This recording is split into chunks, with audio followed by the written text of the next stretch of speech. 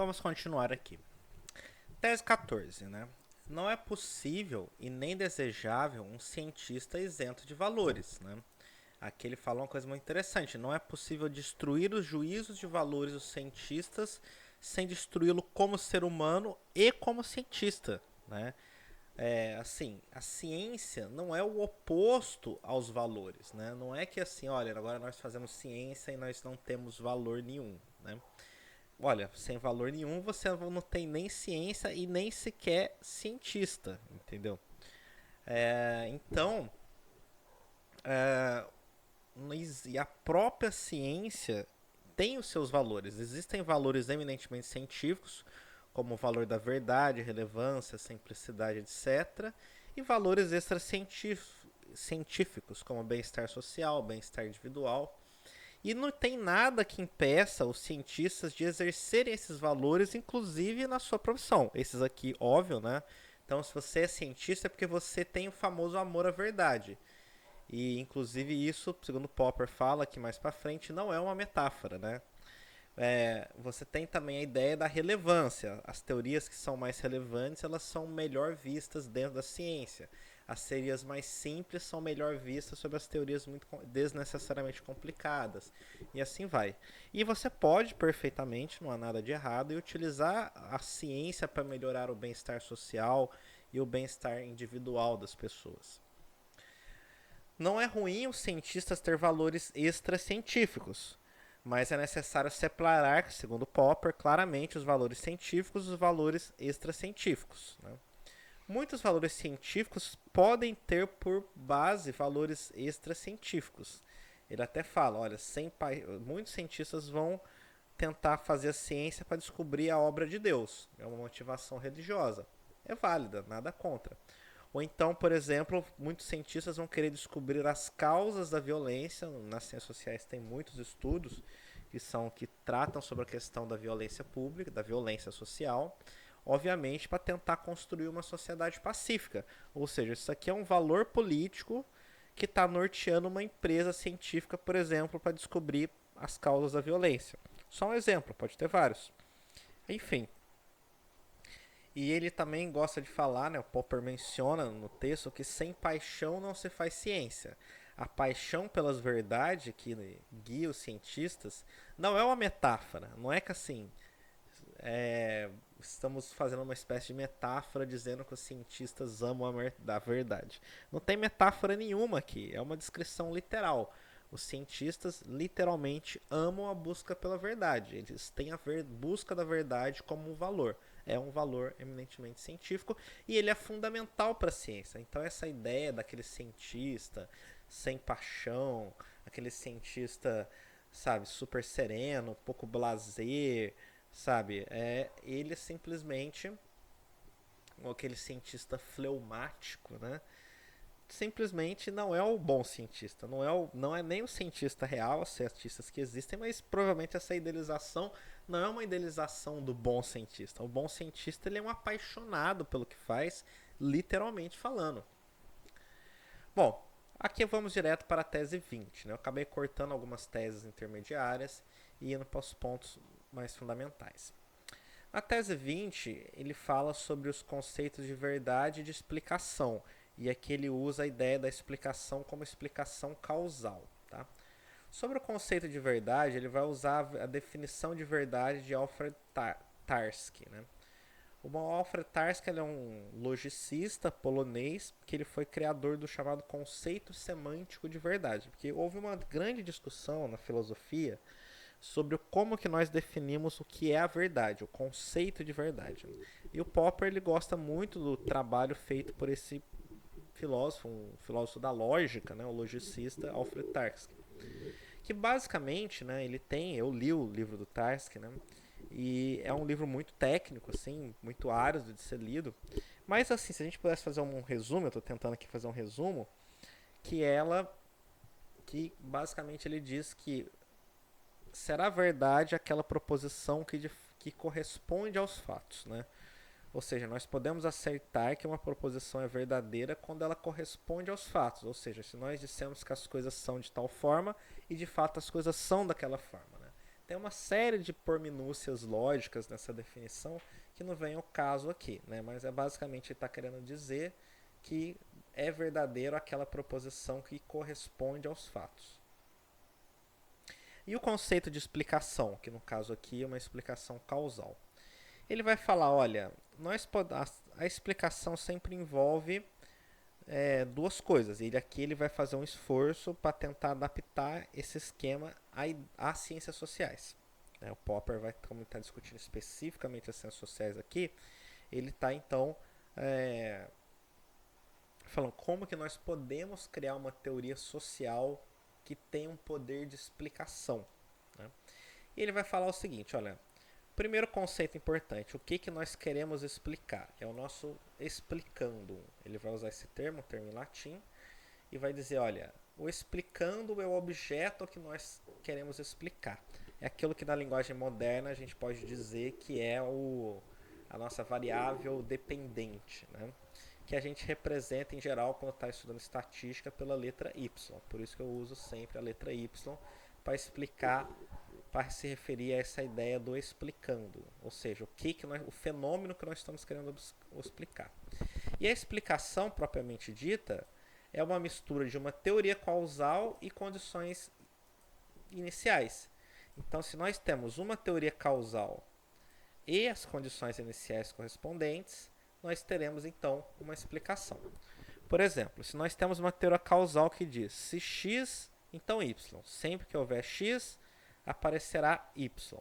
As condições iniciais são, existe x, nós temos x. E a nossa predição, que nós podemos fazer com base nessa teoria explicativa, será, então haverá y. Esse é basicamente o esquema. Então aqui vamos dar um exemplo de ciências sociais um pouco menos abstrato que essa explicação aqui. Então vamos lá. Ele está querendo dizer, por exemplo, uma teoria causal. Se houver o aumento do desemprego, ou melhor, o aumento do desemprego leva ao aumento da criminalidade. Então aqui seria o nosso fator explicador, que nós vamos chamar de x, e o nosso explicando, nossa variável dependente, é a criminalidade. Então esse aqui é o nosso y, tá bem?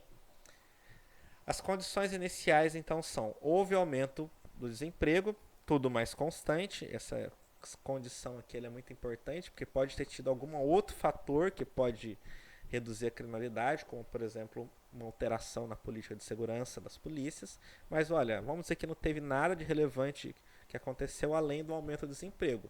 Então, com base nesta teoria aqui e nessas condições iniciais aqui, nós podemos fazer uma predição que vai dizer, então haverá aumento da criminalidade.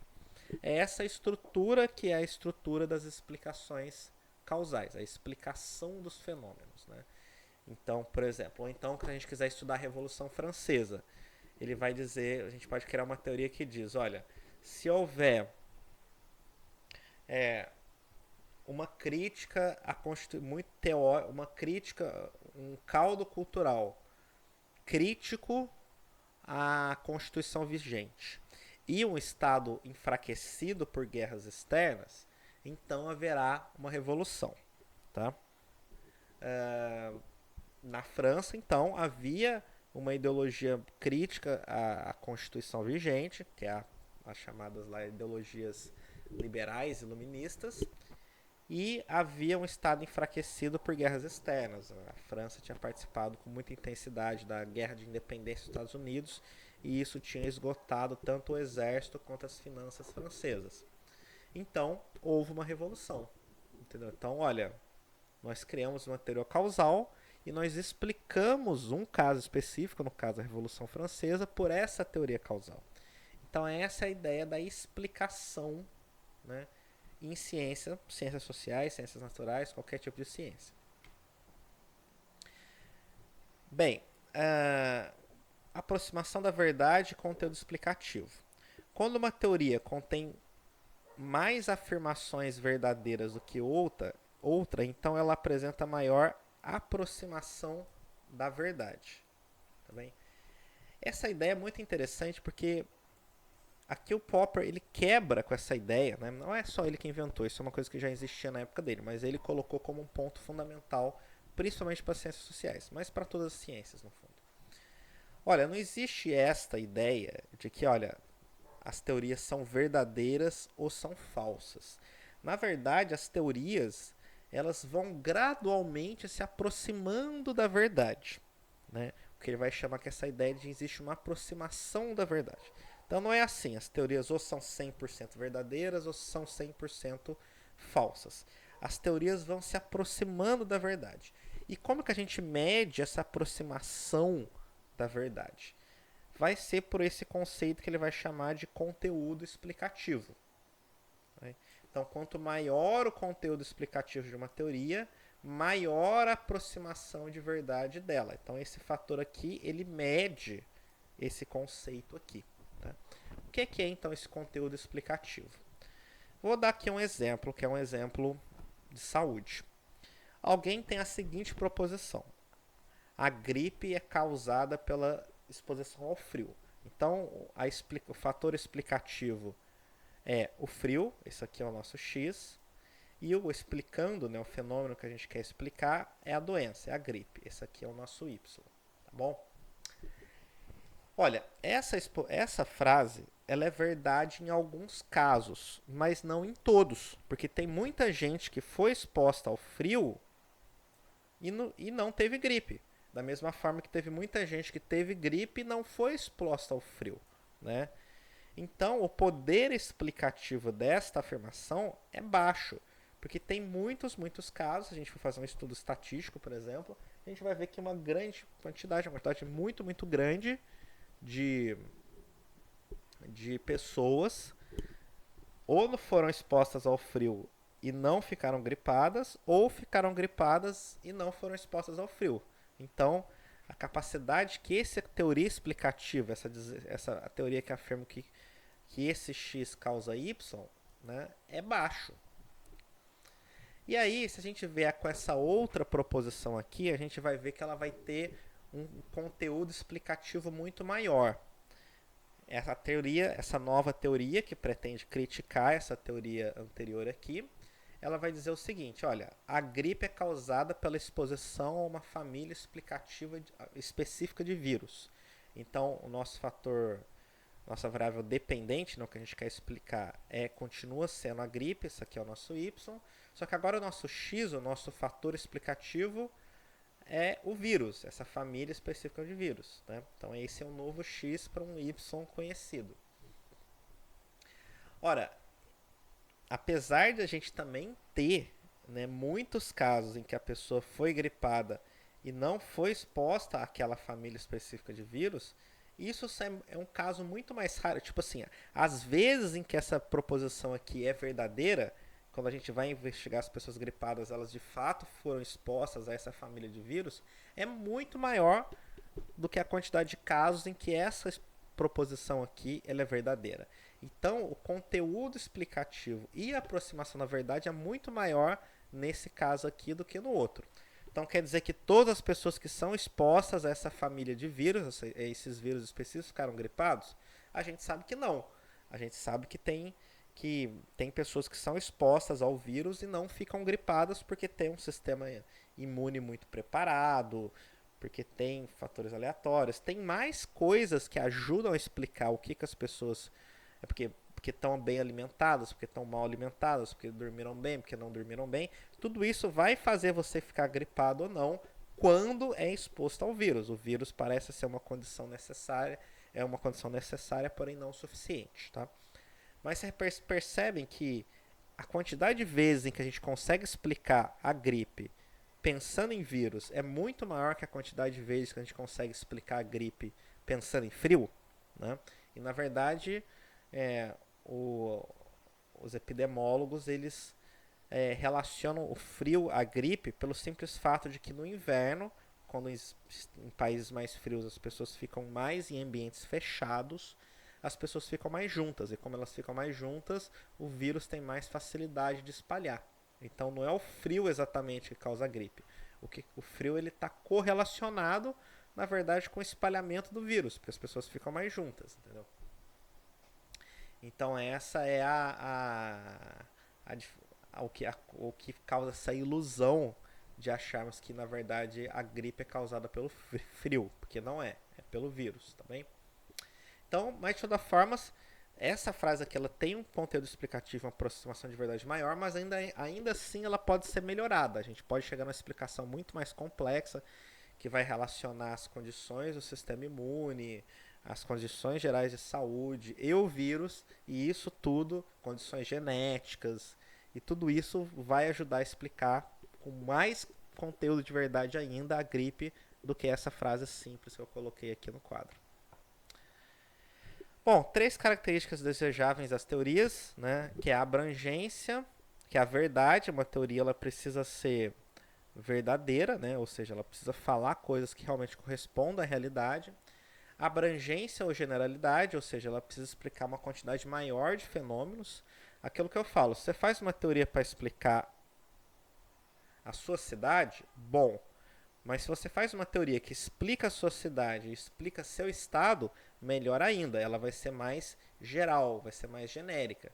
Se você faz uma teoria que explica o país inteiro, ela será melhor ainda, ela seria mais genérica. E uma teoria mais geral, ela pode refutar, ela pode superar, na verdade, né? Ela pode se tornar mais prevalecente do que uma teoria mais específica. E se você fizer uma teoria que explica todos os países, ela será melhor ainda que uma teoria que explica só o seu país. Quanto mais geral uma teoria, melhor. Todas as teorias são gerais. Se eu faço uma teoria aqui, eu não posso fazer nenhuma teoria que explica só a minha cidade. Eu posso fazer, mas se alguém depois fizer uma teoria que vai explicar a sua cidade e todas as cidades do seu estado, todo mundo vai preferir essa teoria mais geral do que a sua teoria mais focalizada, tá bom? E simplicidade ou parcimônia. Quanto mais simples a teoria, melhor. Só que esses 3 fatores, eles estão numa espécie de hierarquia. O fator mais importante é a teoria ser verdadeira. Se a teoria for falsa, não adianta ela ser geral e simples. Mas entre 2 teorias igualmente verdadeiras, aquela mais geral, que explica mais fenômenos, tende a ser melhor, a mais considerada, ter maior reputação científica. E frente a uma teoria que é teorias que são igualmente verdadeiras e igualmente gerais, se uma teoria for mais simples do que a outra, mais concisa, né, mais parcimoniosa, aí então ela será superada, né, desde, é claro, que a simplicidade não diminua a abrangência e muito menos o grau de verdade da teoria.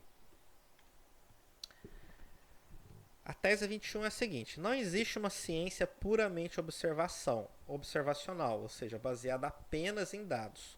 Toda toda ciência é sobre teorias que são testadas, refutadas ou não com dados. Isso vale para as descrições. Uma afirmação que tal fenômeno aconteceu de tal modo é uma hipótese. Então, se a gente vai falar, olha, o que explica a Revolução Francesa é tal coisa, o que explica o golpe de 64 no Brasil foi tal coisa. Isso tudo, apesar de não ser uma lei geral da sociedade, uma lei geral da história, ser apenas uma descrição de um fenômeno histórico específico, ainda assim é uma hipótese, né? E pode ser testada como tal. Na tese 22, né, ele vai tentar se debruçar, o Popper vai tentar se debruçar um pouco mais sobre o caráter ontológico, né, ou seja, a natureza das ciências sociais, o caráter ontológico das ciências sociais. Ele vai começar falando com a psicologia. Olha, a psicologia é uma ciência social, porque muitas construções mentais, né, como linguagem, família, não são fenômenos eminentemente sociais, não são fenômenos que podem ser reduzidos puramente ao indivíduo. E os fenômenos sociais não podem ser reduzidos aos fenômenos individuais psicológicos. Então, se a gente quer entender a mente das pessoas, nós precisamos entender a psicologia como uma ciência social e não uma teoria, uma ciência simplesmente que estuda os indivíduos isoladamente. Tá. A sociologia, tese 23. A sociologia é independente da psicologia, uma vez que as características dos fenômenos sociais não podem ser entendidas das perspectivas dos indivíduos isolados. Então, a sociologia ela é uma ciência dos coletivos e ela não pode ser reduzida aos fenômenos individuais. Então, a missão da sociologia é descrever as consequências indesejadas da ação humana em contextos de interação social.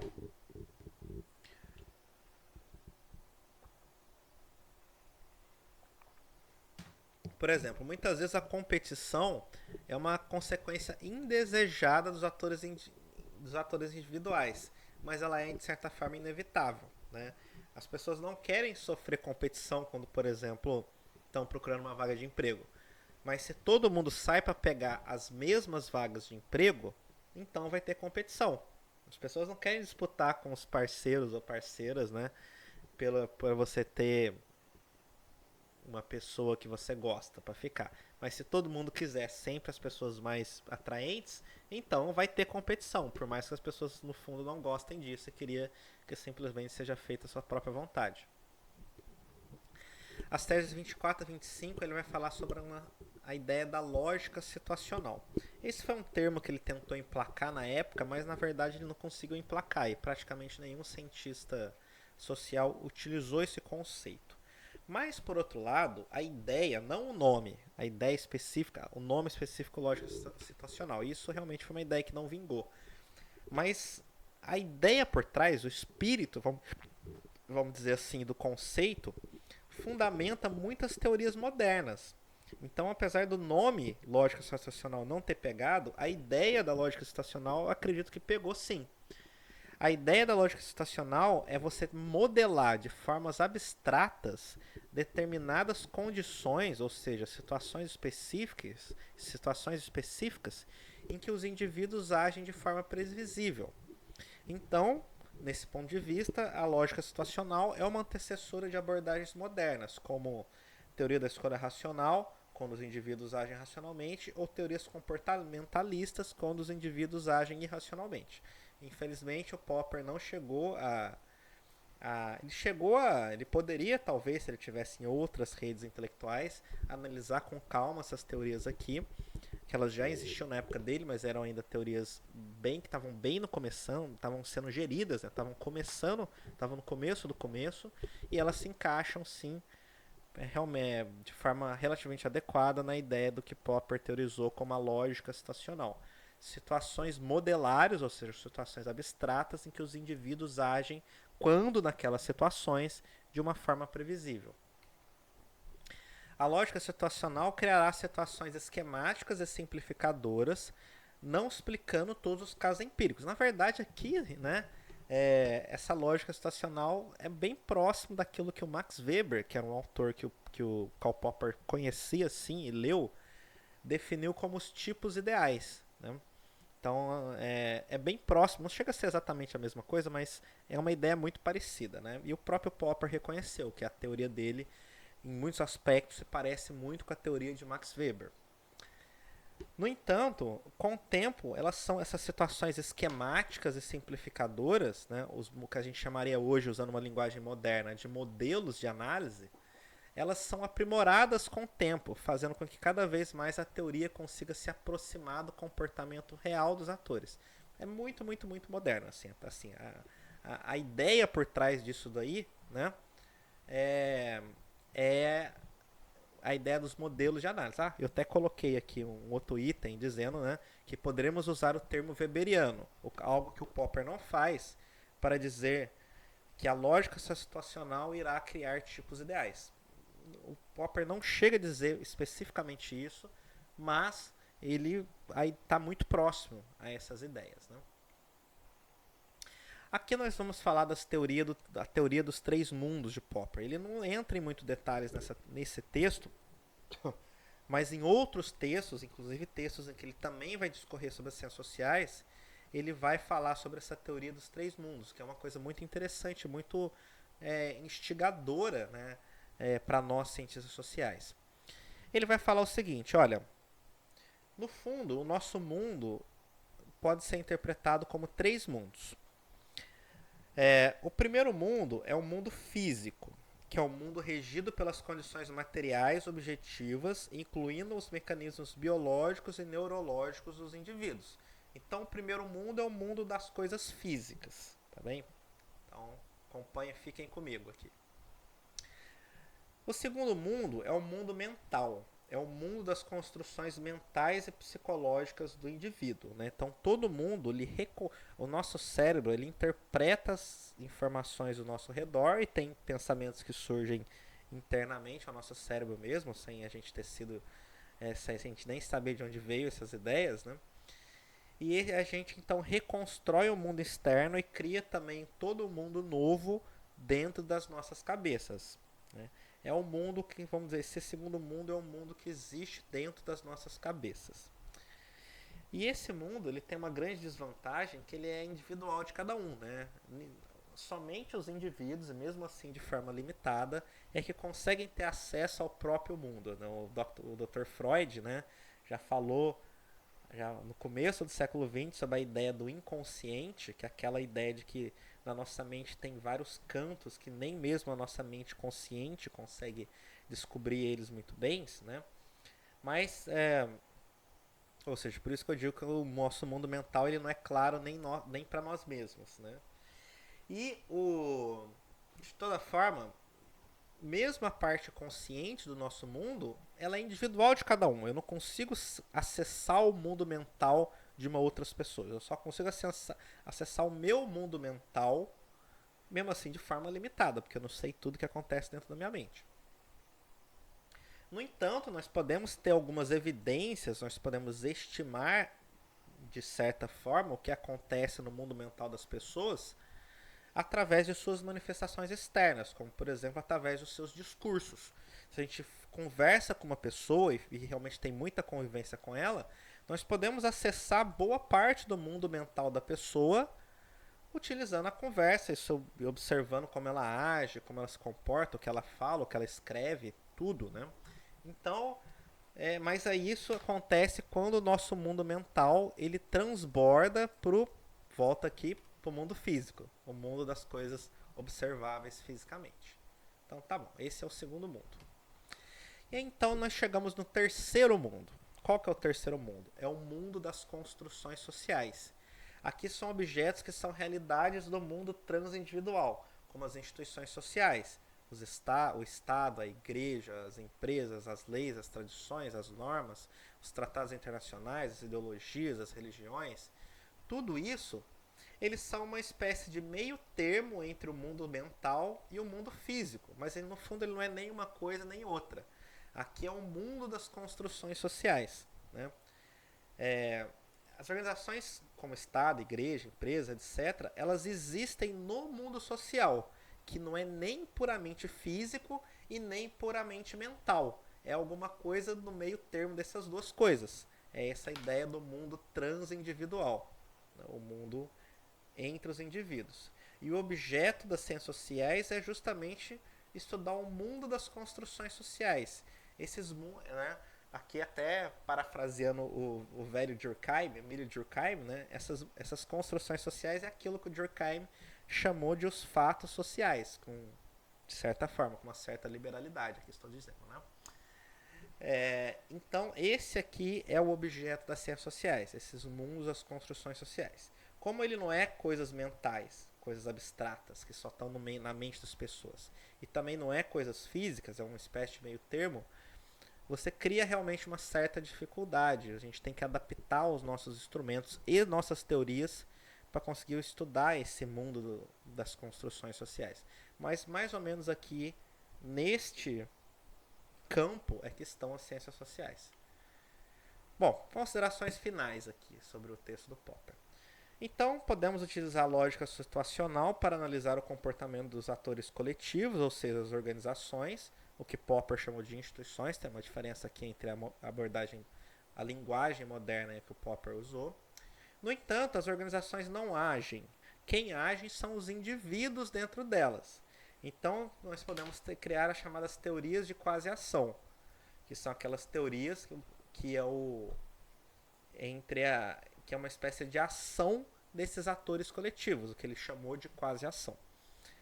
Podemos criar uma teoria de como as ações individuais criam, destroem ou transformam os objetos do terceiro mundo, o mundo das construções sociais. Aqui ele está clamando, né, para algo que até hoje as ciências sociais têm muita dificuldade em fazer, que é criar um elo, né, um elo teórico entre a microação individual e os macrofenômenos sociais, né? Então, o que liga as pequenas ações que os indivíduos fazem todo dia com as grandes ações sociais? Isso é uma coisa que realmente, concordamos que é realmente uma meta das ciências sociais, mas ainda a gente tem muita dificuldade para fazer isso. Mas nós estamos evoluindo, pouco a pouco estamos evoluindo. E aqui uma parte final, né, sobre a teoria dele, que ele diz: pois, embora não possamos justificar nossas teorias racionalmente e não possamos nem mesmo provar que são prováveis, podemos criticá-las racionalmente e podemos constantemente distingui-las de teorias piores. Então, por mais que nós não provemos uma teoria, nós podemos, através das armas da crítica, distinguir teorias melhores de teorias piores. Essa aqui é a citação final que eu faço aqui do texto. Tá bem? É isso.